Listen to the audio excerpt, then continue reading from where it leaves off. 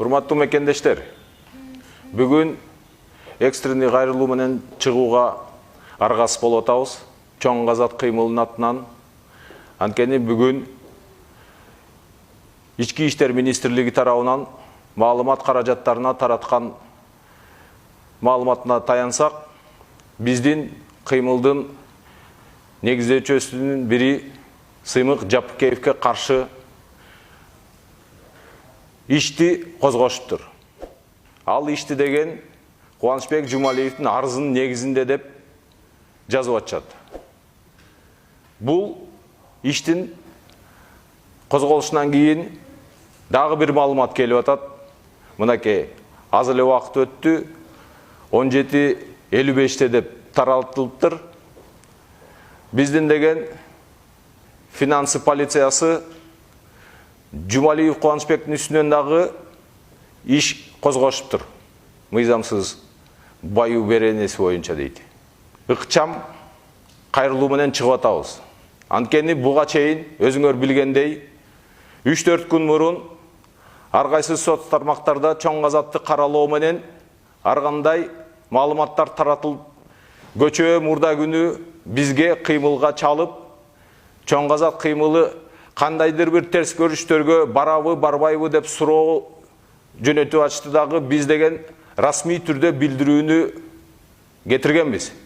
Чоң Казат кыймылы эч кандай митинг, башаламандык жана башка мыйзамсыз укуктарды бузууга эч кандай чакыруу жасаган эмес, андай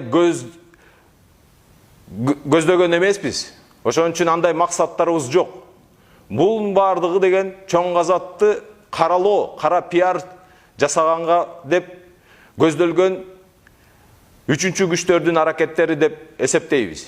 Анан бирок бүгүн биздин Сыймык Жапыкеевке карата козголгон ишти дагы кандайдыр бир күчтөр өздөрүнүн кызыкчылыгына пайдаланып кетпесин деп атайын айтып атабыз. Биздин Чоң Казатты колдогондор, Сыймык Жапыкеевди колдогондор, силер деген ушул маалыматты уккандан кийин Сыймык Жапыкеевке каршы иш козголду дегенден кийин дүрбөлөңгө салбагыла, эч кандай провокацияларга алдарбагыла, эч кандай мыйзам бузууга жол бербегиле да өзүңөр катышпагыла, уюштурбагыла. Ошентип биз өзүбүздүн маданиятыбыздын бийиктүүлүгүн, мыйзамдуулукту сактаганга чакырып атканыбызды мамлекетке, элге далилдеп беришибиз керек. Сыймык Жапыкеев эч качан өзүнүн сөздөрүндө андай ойлорду жана пикирлерди айткан эмес. Ошону түшүнүшүңөр керек. Эми биз деген баарын мыйзам чегинде, мыйзамдуу жол менен жасашыбыз керек дагы. Мынакей, бүгүнкү күнү Сыймыкка каршы ушундай иштер болуп атса дагы, биздин мамлекет буга чейинки канча кайрылуулар негизинде Жапыкеевдин өзүнүн жасаган кайрылуусуна, Чоң Казат кыймылынын аркасынан канча маалыматтар тарагандыгынан ГСБП, Финполиция Жумалиевдин үстүнөн дагы иш козголуптур. Бул биздин жарандык коомдун жана Чоң Казаттын бир жеңиши. Ошо менен силерди куттуктап коеюн. Уважаемые сограждане, сегодня экстренно выходит с видеообращением данным.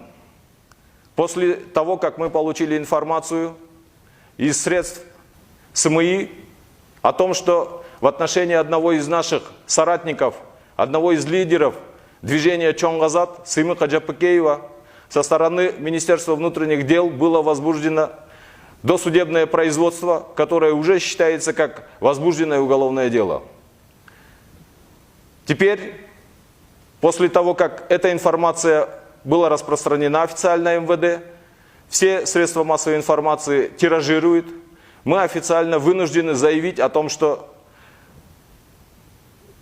какие-либо третьи силы не могли воспользоваться именно этой ситуацией и спровоцировать недовольство народа, и чтобы это все не отразилось ни на Сыймыке Жапыкееве, ни на нашем движении Чоң Казат.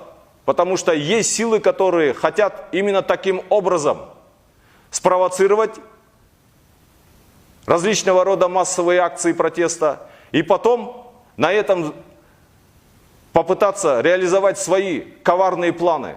Мы не допустим этого. Движение Чоңгазат и Сыймык Жапыкеев никогда никого не призывали к незаконным действиям. Мы всегда говорили только о законных методах воздействия на нашу власть в интересах народа. Поэтому мы были очень рады получить другую информацию, которую тоже распространили средства массовой информации, о том, что в отношении Кубанычбека Джумалиева органами финансовой полиции тоже было возбуждено досудебное производство. И это является доказательством того, что государство обратило внимание на многочисленные факты и обращения людей к депутатам, к Жогорку Кеңешу, лично к Никитенко. Очень много фактов было озвучено на различных телерадиоканалах и в соцсетях. Поэтому на сегодняшний день можно констатировать, что государство услышало глаз народа и началась проверка в отношении имущества Кубанычбека Джумалиева. Это является нашей общей, первой только победой. Поэтому мы должны на этом не останавливаться, но при этом призываем народ не поддаваться на провокации третьих сил, которые до этого распространяли информацию в СМИ, что якобы от имени Чоңгазата некие готовят какие-либо акции протеста.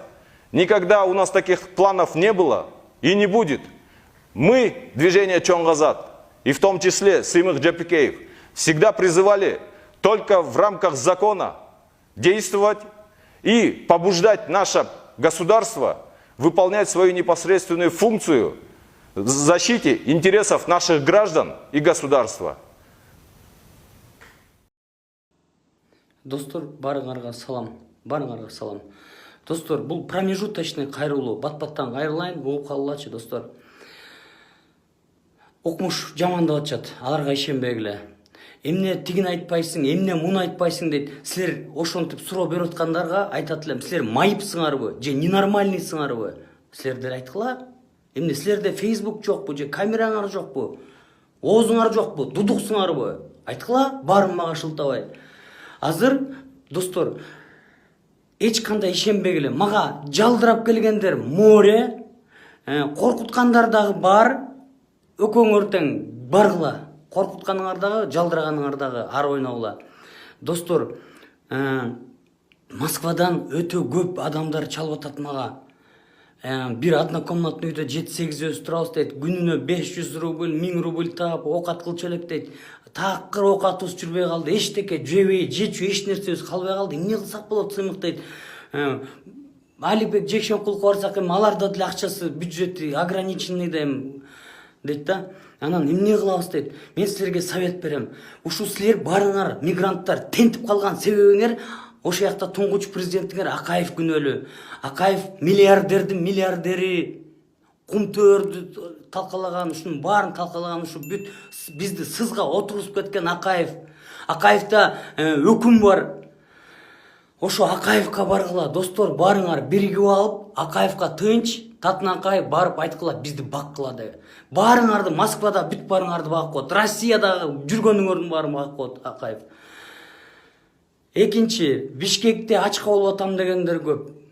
Бишкекте ачка болуп атам дегендерде түп түз эле балбак авам бар. Мен мэрияда иштейт, жакшы иштеп атат. Ошо балбак авамдын кабинетине баргыла, пакет бергиле деп. Такыр муктаж болгон адамдар силердин сүймөнчүлүктү Улукбек Кочкоровго баргыла. Ошол кедей кембагалдардын өзү атасы, өзү ошол силердин министерствода ошо кедей кембагалдын баары, муктаждын баары, жесир ушундайдын баары Улукбек Кочкоровго барып кабинетинен кетпей койгула. Бак деп.